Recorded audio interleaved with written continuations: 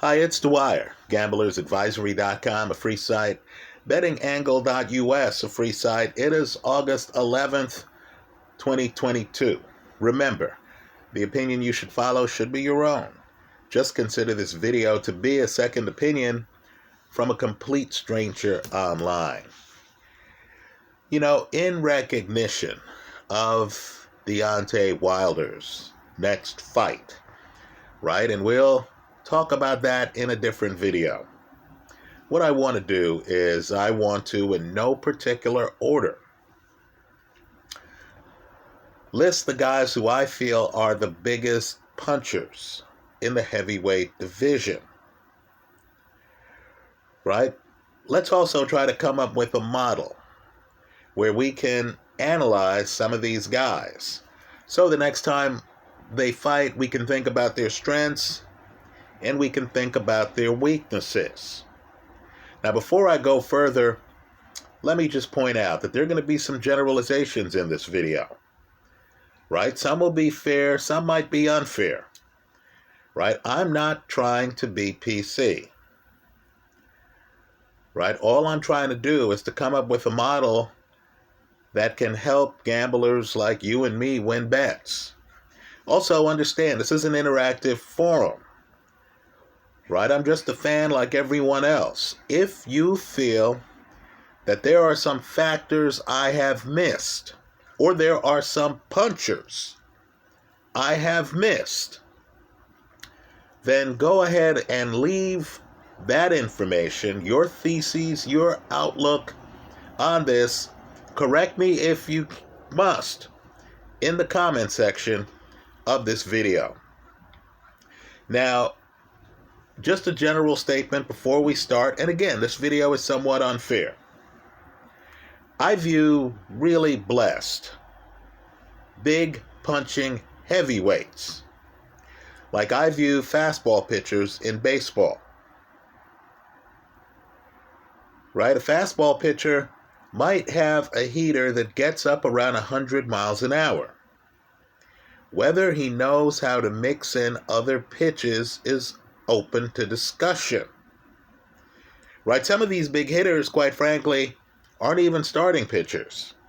They're relief pitchers. In other words, most relievers, they come in, they have the big fastball. Maybe they have a changeup that they can add to the fastball, or a curveball that they can add to the fastball. But they don't have enough pitches to be a starting pitcher, right? You need to understand that, right? Some of these sluggers have gone through life, right? Cherished, receiving a lot of attention, receiving a lot of awards. They're the ones who were supposed to make it. People look at the punching power and they say, oh my goodness. But no one taps these sluggers on the shoulder and says to them, hey, you need to develop other skills. You need to develop an alter ego. You need to develop a plan B. Sometimes in a fight, especially when these guys get to the championship level, you have to find a way to go 12 rounds. The other guy has figured out how to avoid your big punch, right? Some of these big punchers haven't gotten that memo. Not only that, I want you to look at the records on some of the guys I'm going to name. You're going to find out that early in their careers, they had a near 100% KO ratio, right? Some of the guys who went the distance with them got knocked down in the fight, got off the fight, and were smart enough to stay away for the rest of the fight, right? A disproportionate number of these big hitters, and we're talking about current fighters. The video would be too long if we started talking about retired fighters, have been Olympians. I need for people to understand what that means. That means that in their country, they were cream of the crop. That means that they didn't view themselves as long shots, as dark horses, as how am I going to make it? No, These are people who, in their late teens, early 20s, were told, you're the best in our country. You're going to represent our country at the Olympic Games. So, let's get into it. Again, no particular order. The biggest punchers right now, 2022, in the heavyweight division. Efe Ajagba, 2016 Olympian from Nigeria. Zhang Jili, Olympic silver medalist, 2008 Olympics, out of China. Anthony Joshua, gold medalist, 2012 Olympics, out of the United Kingdom. Deontay Wilder, bronze medalist, in the same Olympics where Zhang Jili was the silver medalist, 2008 Olympics. And finally, a non-Olympian, Robert Helenius, Deontay Wilder's next opponent, finished second at the 2006 European Championships. Right now, let's come up with a model here. And then we're going to go back and we're going to look at some of these guys. Right? But what I want people to understand as we go through the model, right, is that you're going to find out that when you're the recognized cream of the crop early in your career, that places you at a disadvantage, in my opinion, from the hungry guys who were outsiders. Right? In sports, I just want people to realize that Michael Jordan did not make his high school basketball team on his first try. Understand that Tom Brady was picked in something like the 6th round. Aaron Rodgers was in the green room on draft day, and more than 20 people were picked above him. Right? In boxing, there are countless stories about guys who nobody thought much of, but the guy showed up at the gym. Some of the guys showed up at the gym not even to be champions, simply to avoid gang life, simply to get off the streets, right? It was, in the alley selling stuff, or it was, in the gym learning a craft, right? Some of these fighters, their parents took them to the gym to make sure little Johnny wasn't running around the streets. I'm just telling you that those guys, out of necessity, often have higher skill levels, in my opinion, than some of these blessed guys who've been tapped early for success. So let's talk about the heaviest punchers, the guys I've just named. Again, Ajagba, Jili, Joshua, Wilder, and Helenius. Right? First factor in this model, most have a second punch. Right? They have an A-level knockout punch. If you're a right-handed fighter, it's that big right hand. Think Deontay Wilder. Right? But they also have, in their offhand, a hook. Right? So it's a big punch and then a hook. Zhang Jili, southpaw. He's the one southpaw on this list. Big, straight left hand. Huge. But he has a pretty good right hook. Right? Now let me just point out that the better sluggers have a third punch, a jab. that can help them win slow rounds. Right? You know you're dealing with an elite, blessed puncher. If that fighter, like Lennox Lewis, like George Foreman, like Vladimir Klitschko, has a great jab, not a functional jab, but a jab that can bludgeon you, a jab that can break your nose, a jab that can bloody your face, puff up your eye. Right now in this group, not everyone has that level of jab. Let me point out, some guys are trying to develop it, but they don't quite have it yet. Anthony Joshua. Right? I would argue that Ajaba, Zhang, Jili, Deontay Wilder, Robert Helenius don't have that George Foreman level jab, right? That can bludgeon you from distance. Let me also say this too. Sonny Liston, level jab, that can bludgeon you from distance. Let me also say too, that history turns on moments. Right? When I was a kid, my father kept telling me about Joe Louis. Right? Everything came down to Joe Louis. So eventually, and this is back in the 70s, right? This is before VCRs even, in middle-class households like mine, right?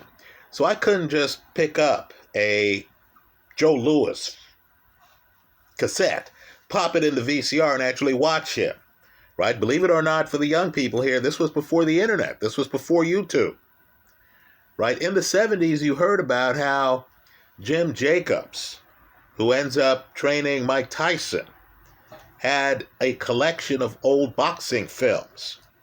Now all of us have that collection here online, right? Back then, they were rare.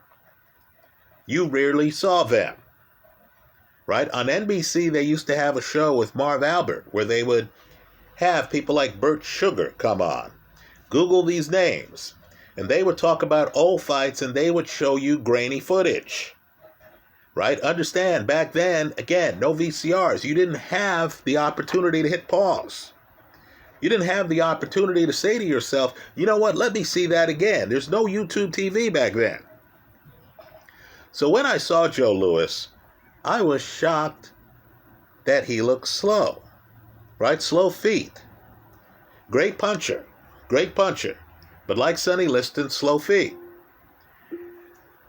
One of the things I've come to learn is that there are many fighters in history who, if just a fight or two broke differently, would be on the sport's Mount Rushmore.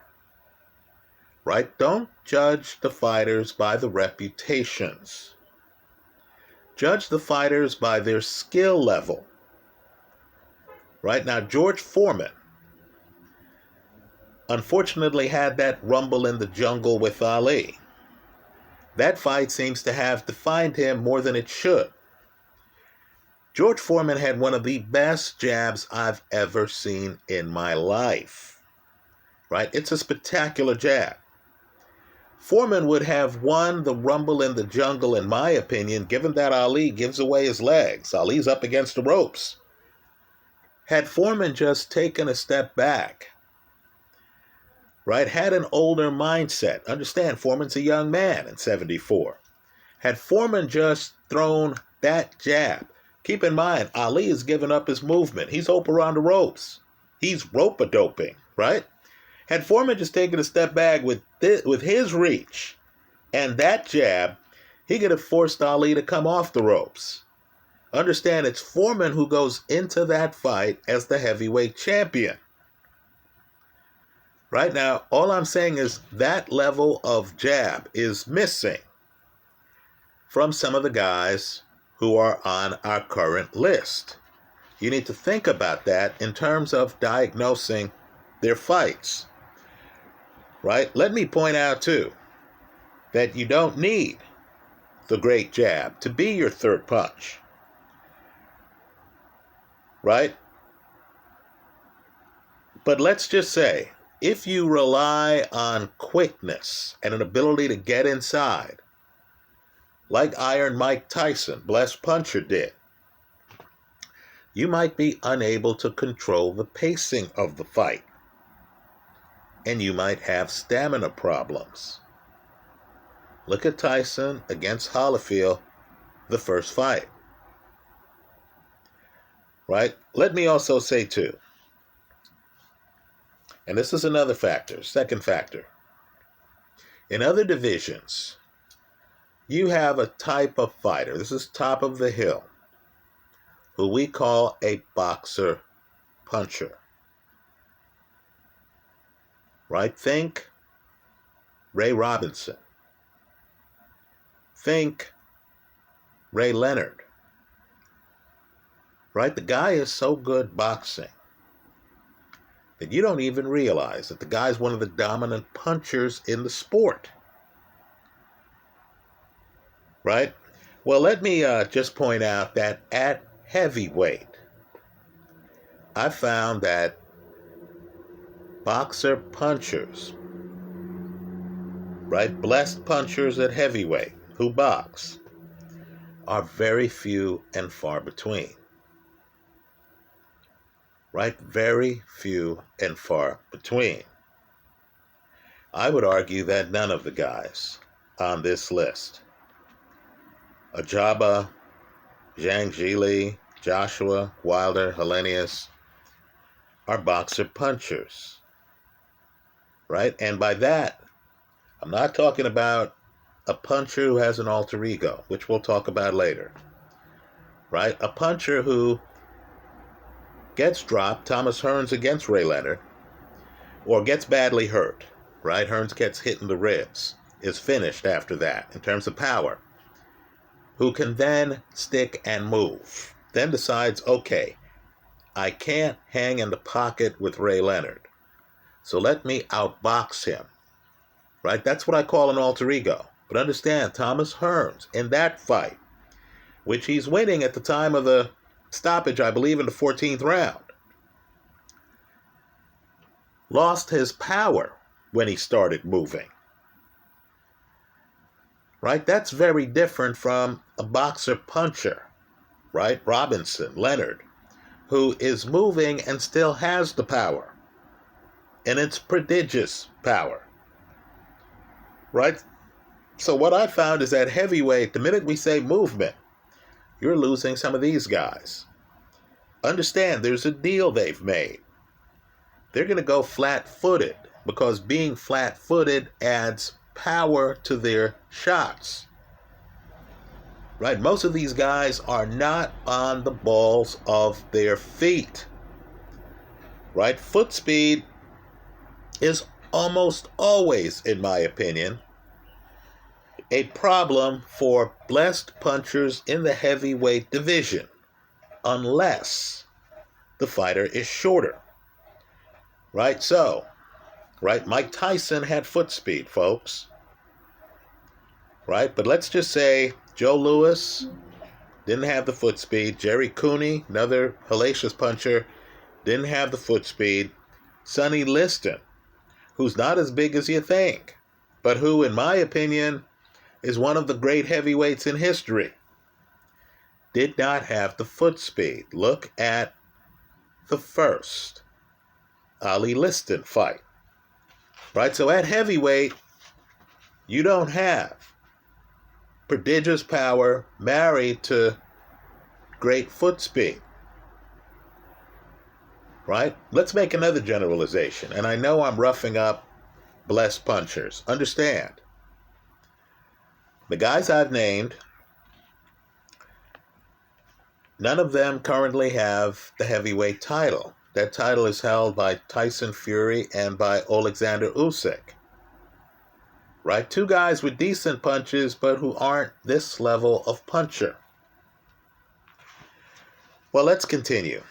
Most of these blessed punchers, this is the third thing I'm going to mention, most of these blessed punchers can't create the opening.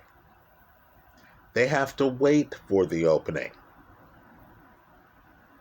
Right? Few can jab their way in and force the issue. Let's talk about a guy in history who was a blessed puncher. George Foreman. Right? Foreman, again, great jab. More importantly, though, Foreman's jab wasn't a back foot jab. Folks, that's an offensive jab. Foreman on his front foot would come hunting for you. And he could hit you with jabs, whether you were a puncher. Kenny Norton, who broke Ali's jaw. Joe Frazier, who drops Ali. Right? George Foreman was that champ who could come looking for you. Right? This is the opposite of a Deontay Wilder fight where you're watching Wilder against Luis Ortiz and you're thinking, when's this action going to pick up? Right? Contrast that with both Foreman fights against Joe Frazier. Right? Joe Frazier does not have the option of just hanging around in the fight. Just doesn't have that option. Right? Sonny Liston, Foreman's mentor. Right? Fights Floyd Patterson twice. The first fight, ironically, Patterson comes looking for him in the first round. Doesn't make it out of the first round. The second fight, Sonny Liston goes looking for Floyd Patterson. Floyd Patterson, again, doesn't make it out of the first round. Now, the guys we have here, right? Don't get me wrong. Many of them have first-round KOs, right? But the fight has to come to them. They're not making the fight, right? Neither of these guys is Sonny Liston.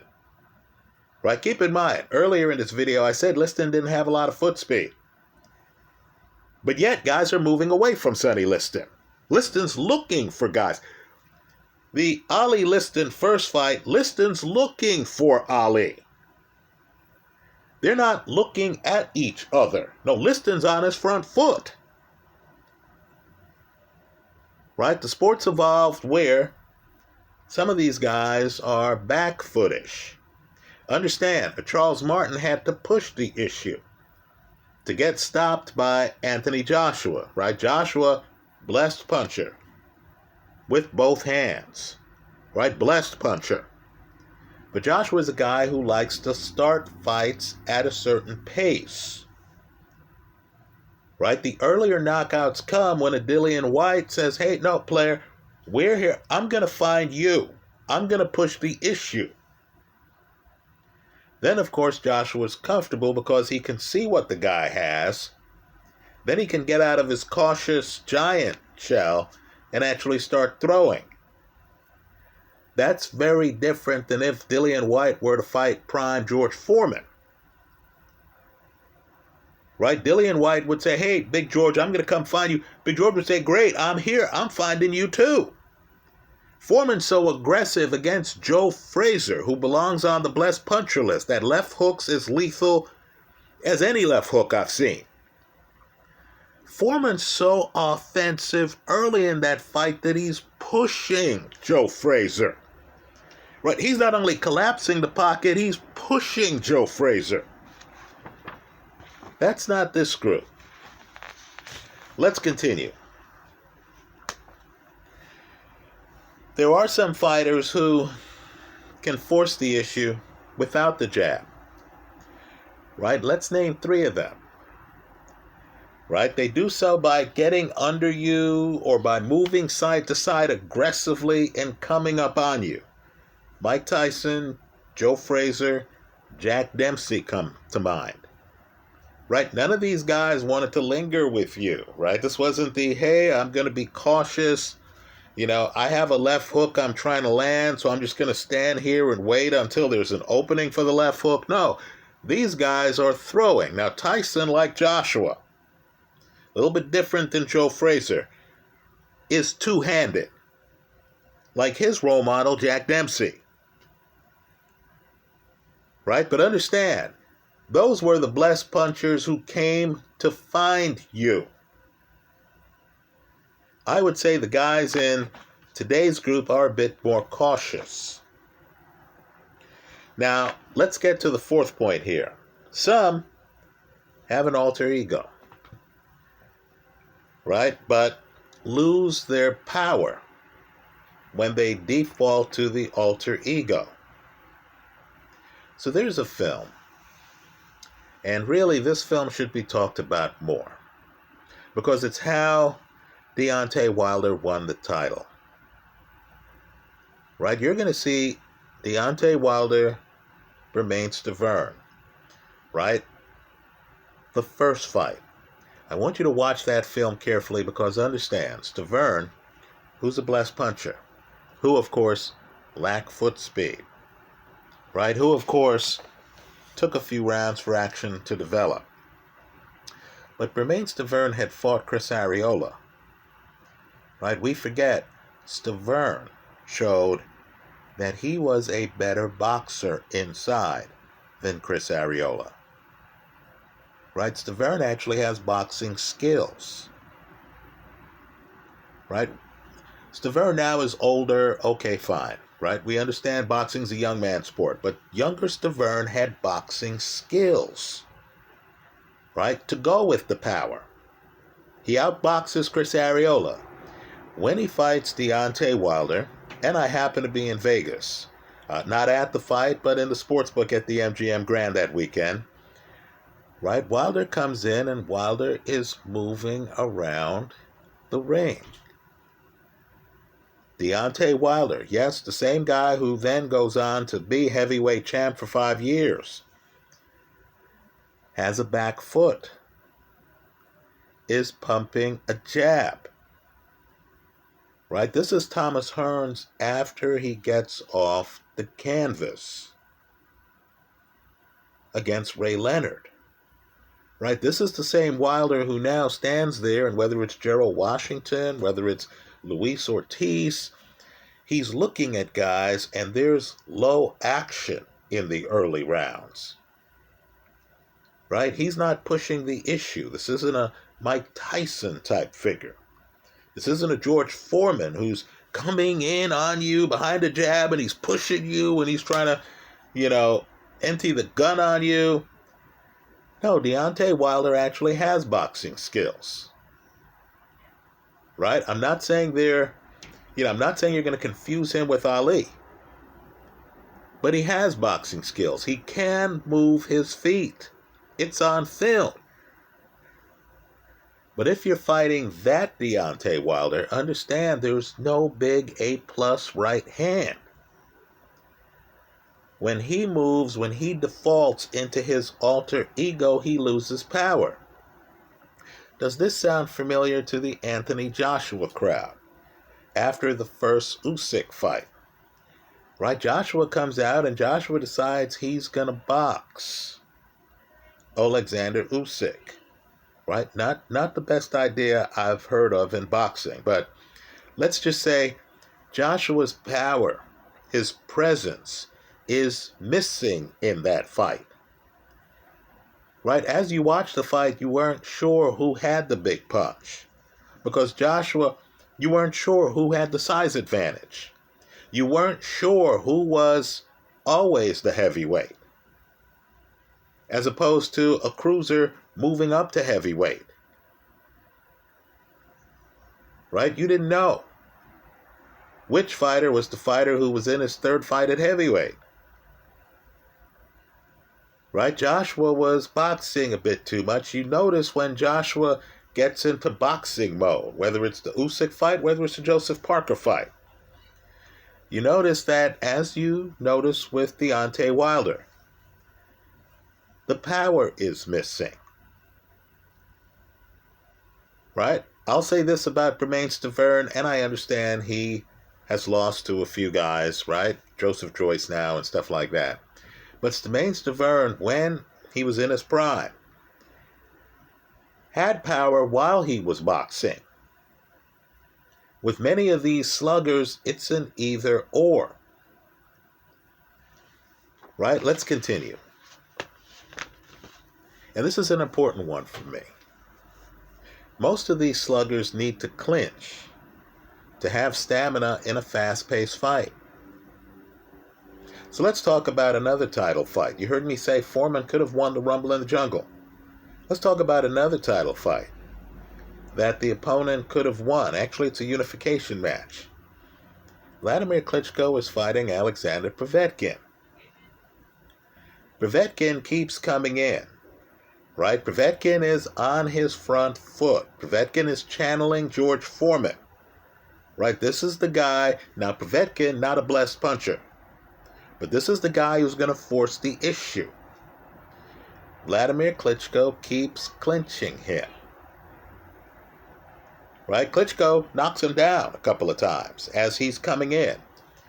But Klitschko couldn't actually have a fast-paced fight breakout because many of these blessed punchers are made for the slow and middle lanes on the highway. They don't want life in the fast lane, right? That's a nod to Eagles fans, different generation. But let's just say, just understand, life in the fast lane is too fast for some of these fighters, right? They need to clinch to have stamina for the later rounds. Another fight, Zhang Jili versus Jerry Forrest. That's a must-watch. Jili comes out and drops Forrest multiple times. Right? You're watching that fight and you're thinking, well, there is simply no way this fight's going to make it to the 6th round. But Jerry Forrest keeps getting up. Right? Jili isn't blessed with foot speed.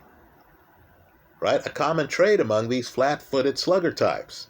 So Jerry Forrest is able to back away, clear his head. So then we get to the second half of the fight. Right? That's the other thing. Some of these sluggers let too many rounds pass. Anthony Joshua against Kubrat Pullav. Well, here, Jili ends up in the second half of the fight against the guy he's knocked down multiple times. And it was Jili who was looking to clinch. Right? An opponent against one of these blessed sluggers needs to realize that if the fight's fast-paced and it hits the second half of the fight, you have to avoid the clinches. You know who's great at this? Gennady Golovkin. You know who was the best at this? The great Mike McCallum. Right? Some big guy is trying to clinch. Don't be Otto Wallin against Tyson Fury. Don't let him clinch. Understand, the guy is fading by the minute. You got to knock down his hands. You got to have an arm bar up so when the guy tries to clinch, you have something between the two of you where you can push off the guy. Right? You got to knock down his hands. You've got to move enough so this slugger can't grab you, can't recover. Zhang Jili was lucky to get the draw against Jerry Forrest. I want you to look at the last round. He is out on his feet. Out on his feet. He barely makes it to the distance. So now he's fighting Filip Hrgovic. Now that's a dangerous fight, right? Because Zhang Jili, blessed puncher, only has to be right once. Right? But just understand, if you're fighting Zhang Jili, if Zhang Jili gets by Hrgovic and you're fighting him, right, your goal should be to make the fight faster paced, to drag him into the second half of the fight. Now that's my concern about the Joshua Usyk rematch. Right? Joshua has to come out far more aggressive. You know, in an earlier video, I said he has to be prepared to eat Usyk's offhand, his right hand. He has to push the issue. If Usyk is too elusive up top, and understand Usyk is a southpaw, you have to hit him to the body. Right? Joshua has to channel George Foreman. The difference is that when George Foreman was coming forward, look on the film, Foreman had a great defensive construct. That's not AJ. If Usyk, who has gained weight, survives AJ's early onslaught, is AJ going to look like Zhang Jili did against Jerry Forrest by the 5th round? There's a distinct possibility. Distinct. Let's continue. Few of these sluggers are defensively blessed. Let me name a blessed puncher who's now retired, who would have the upper hand in numerous fights and then find himself knocked out. David Price. Folks, Price was a blessed puncher. Right? What I found, though, is that these blessed punchers, when they come in, especially when they've hurt you and they think they're on the verge of victory, are going to overextend themselves, are going to leave themselves open for counters. The defense falls off the table. Right here again, one of history's more skilled heavyweights, George Foreman. I want you to look at his defense, folks. It's integral to his game. Right? He's catching shots. Foreman could be in the pocket with you. Foreman had a great straight right hand, but Foreman could be in the pocket with you and riddle your body with hooks because he had most of your shots hitting his arms. Few sluggers are so defensively blessed. I don't believe Ajaba, Jili, Joshua, Wilder, or Helenius is. Right? Let me continue. Few of these sluggers can fight small. Now, George Foreman could. I'll name Foreman again.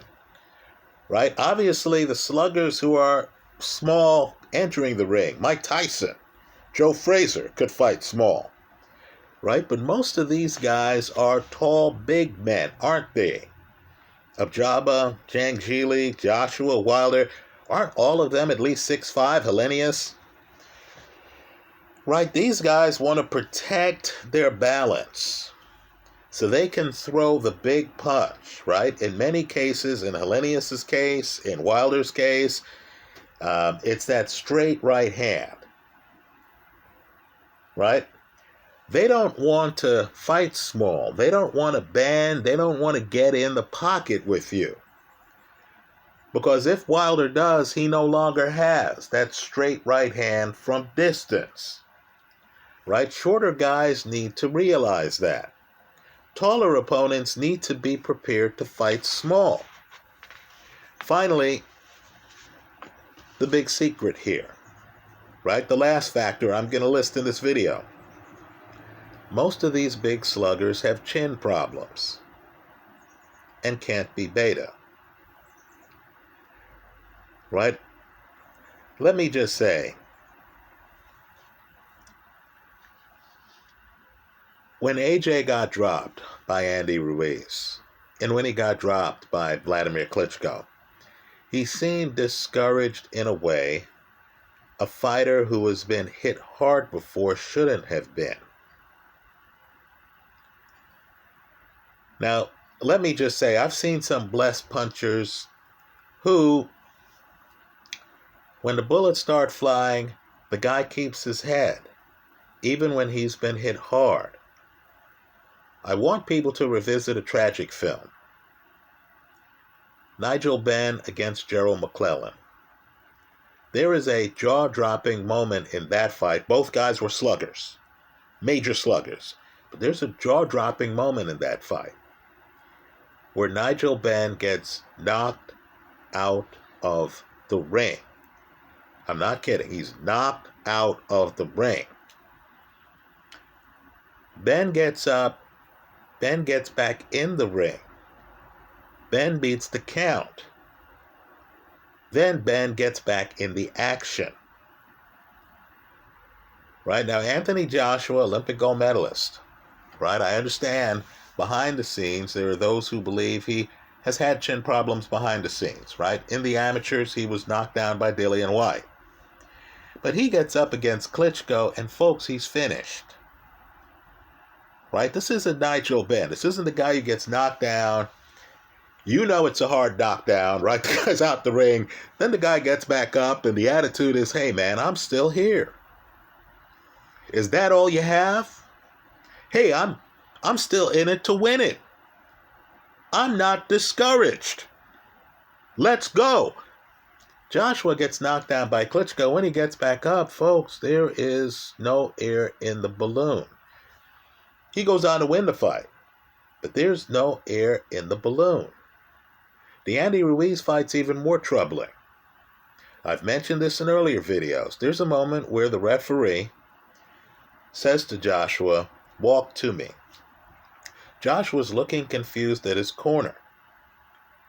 Right? When the ref says, walk to me, I'm just telling you, even a slugger like Nigel Benn, and he was a slugger, folks, even a slugger like Nigel Benn would have hop, skipped, and jumped over to the ref. Because you understand, you've trained hard for this fight, the ref could literally stop the fight if you don't respond.